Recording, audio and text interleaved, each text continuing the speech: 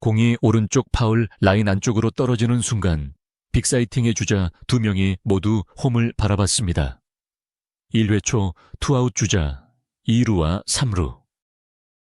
단 한 번의 안타면 블랙 퀸즈가 시작부터 2점을 내줄 수 있는 절체절명의 상황이었습니다.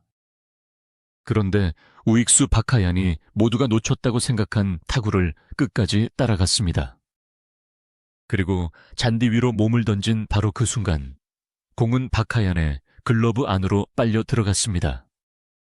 실점 위기는 그대로 끝났고 경기장은 믿을 수 없다는 함성으로 뒤집혔습니다. 이 장면은 2차 슌진 6년 7월 30일 오후 10시에 방송된 채널A 야구 여왕 2 4회에서 나왔습니다. 블랙 퀸즈의 시즌2, 세 번째 경기이자 시즌1에서 아픈 패배를 안겼던 빅사이팅과의 첫 리벤지 매치였습니다. 당시 블랙 퀸즈는 빅사이팅을 상대로 3중살까지 당하며 흐름을 빼앗겼고 결국 승리를 내주었습니다. 추신수 감독이 경기 전 라커룸에서 그 기억을 다시 꺼낸 이유도 분명했습니다. 이번 경기는 단순한 한 경기가 아니라 지난 패배를 되돌려줄 수 있는 복수전이었습니다. 상대 전력도 만만하지 않았습니다. 빅사이팅에는 2017년 아시안컵 첫 동메달의 주역이자 23년의 야구 경력을 가진 여자 야구 국가대표 출신 나두리가 부상해서 돌아왔습니다. 상대 선수들은 지난번에는 3중살로 기세를 잡았지만 이번에는 출루 자체를 막겠다는 강한 자신감까지 드러냈습니다. 반면 블랙 퀸즈는 시즌2의 새로운 에이스로 떠오른 박민서가 부상 회복을 위해 결장했습니다. 전력의 핵심 한 명이 빠진 상태에서 치르는 리벤지 매치였기 때문에 수비 한 번의 가치가 어느 때보다 컸습니다. 추신수 감독은 선발 투수로 김오나를 선택했습니다. 포수는 최혜빈이 맡아 새로운 배터리를 구성했습니다. 문제는 경기 시작부터 찾아왔습니다. 최혜빈은 훈련에서는 안정적인 모습을 보여줬지만 실전 대비라는 부담 속에서 긴장하기 시작했습니다. 잘하고 싶다는 마음이 커질수록 생각은 복잡해졌고 포구와 송구에서 평소와 다른 장면이 나왔습니다. 김오나도 첫 타자를 출루시키며 편하게 출발하지 못했습니다. 그래도 블랙 퀸즈는 쉽게 무너지지 않았습니다. 김오나는 첫 주자를 내보낸 뒤에도 공이 움직임을 살리며 2개의 아웃카운트를 만들었습니다. 그러나 와일드 피치와 볼넷이 이어지며 상황은 다시 악화됐습니다. 결국 투아웃 주자 2루와 3루. 안타 하나면 즉시 실점으로 연결될 수 있는 장면이 만들어졌습니다. 더구나 타석에 들어선 선수는 빅사이팅의 5번 타자 설승하였습니다.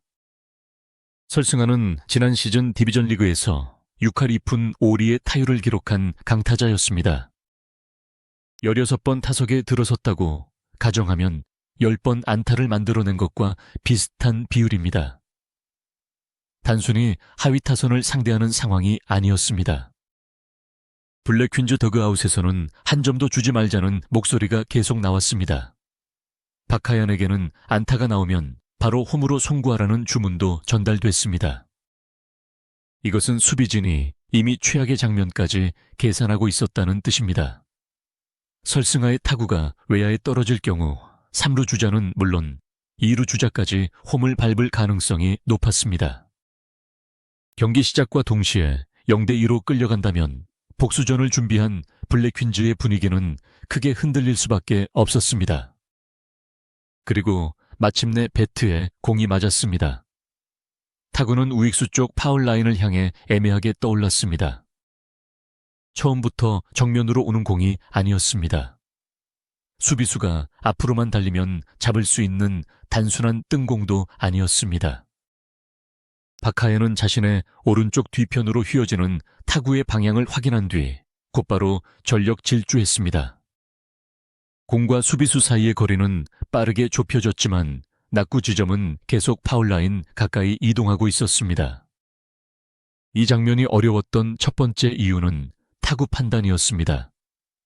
외야, 뜬공은 배트에 맞는 순간의 각도와 회전 바람 타구 속도에 따라 낙구 지점이 달라집니다. 특히 파울 라인 방향으로 휘는 공은 수비수가 처음 선택한 한두 걸음이 잘못되면 다시 따라잡기 어렵습니다. 박하야는 공이 맞는 순간 멈춰 서서 판단하지 않았습니다. 첫 반응부터 타구가 향하는 방향으로 움직였고 달리는 동안에도 시선을 공에서 떼지 않았습니다. 두 번째 이유는 주저할 시간이 없었다는 점입니다. 평범한 수비수라면 공이 떨어진 뒤 홈으로 정확히 송구하는 선택을 할 수도 있었습니다. 부상을 피하고 다음 플레이를 준비하는 안전한 판단입니다. 하지만 그 공이 땅에 닿는 순간 최소 한 점 상황에 따라 두 점이 들어올 수 있었습니다. 박하얀에게 남은 선택은 하나였습니다. 잡을 수 있는 확률이 낮아 보여도 몸을 던지는 것이었습니다. 박하얀은 마지막 두세 걸음에서 속도를 줄이지 않았습니다. 글러브를 앞으로 내밀고 몸 전체를 잔디 쪽으로 날렸습니다. 공과 글러브가 만나는 지점은 지면과 거의 붙어 있었습니다.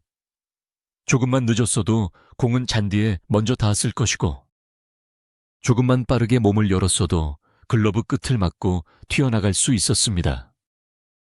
하지만 박하얀은 공을 정확히 글러브 안에 넣은 뒤 충격 속에서도 끝까지 놓치지 않았습니다. 심판의 아웃 선언이 나오자 블랙퀸즈 선수들은 동시에 두 팔을 들었습니다. 김오나는 실점 위기에서 벗어났고 최혜빈도 부담을 내려놓을 수 있었습니다. 추신수 감독과 코치진의 표정에는 안도와 놀라움이 함께 나타났습니다. 이광용 캐스트와 박재홍 해설위원도 눈으로 보고도 믿기 어렵다는 반응을 보였습니다. 더 인상적인 장면은 상대 빅사이팅 더그아웃이었습니다. 공격 기회가 사라졌는데도 선수들이 박수를 보냈습니다. 상대 팀조차 인정할 수밖에 없는 수비였다는 뜻입니다. 박하얀은 이 장면을 두고 복잡한 계산을 하지 않았다고 밝혔습니다. 머릿속에는 무조건 잡아야 한다는 생각밖에 없었다는 것입니다. 이 말은 짧지만 슈퍼캐치가 만들어진 이유를 정확히 보여줍니다. 기술만으로는 마지막 순간 몸을 던지기 어렵습니다. 반대로 투지만 있고 타구 판단이 늦으면 공 근처에도 도달할 수 없습니다. 박하얀의 플레이에는 빠른 판단, 전력 질주, 낙구 지점, 계산 글러브 처리, 그리고 몸을 아끼지 않는 결단이 모두 들어있었습니다. 박하얀이 이런 수비를 만들어낸 배경에는 핸드볼 선수로 쌓은 운동 감각도 있습니다.